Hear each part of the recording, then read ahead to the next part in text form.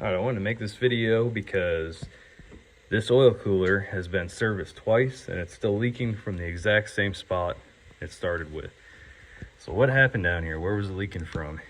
So this spot right here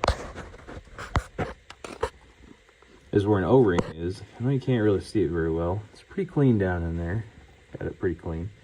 But there's an O-ring that fits right down in here, along with all these other spots. And what happened was, it was leaking to begin with.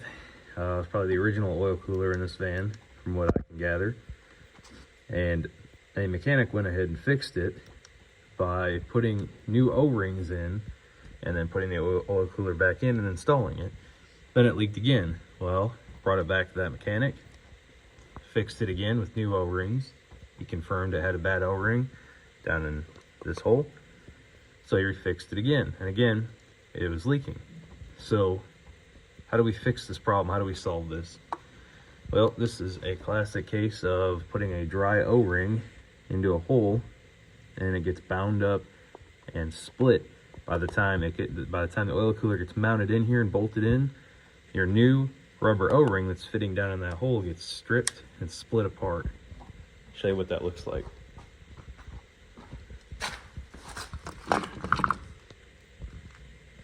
So you can see right there exactly where it's split, and that's a fresh O-ring that was just replaced. That's the second one that was replaced.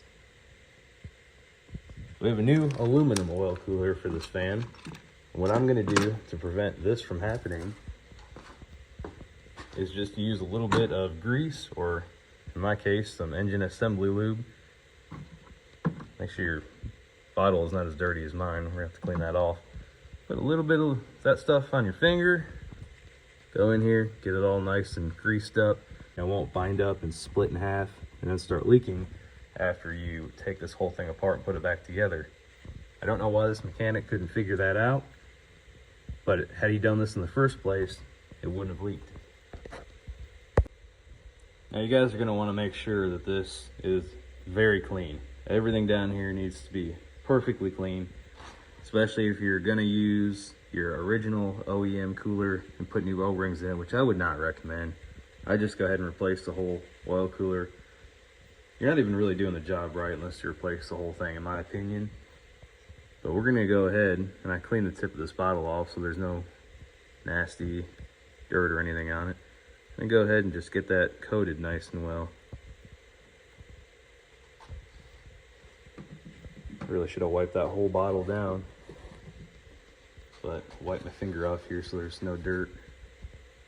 And we'll go over it and just make sure that this O-ring is nice and lubricated. That way when we go to install it, which by the way, when you install this, make sure you are dropping it in place nice and even and everything's lined up correctly, and slowly push it down in there before you start tightening down bolts. So make sure you have it completely seated all the way.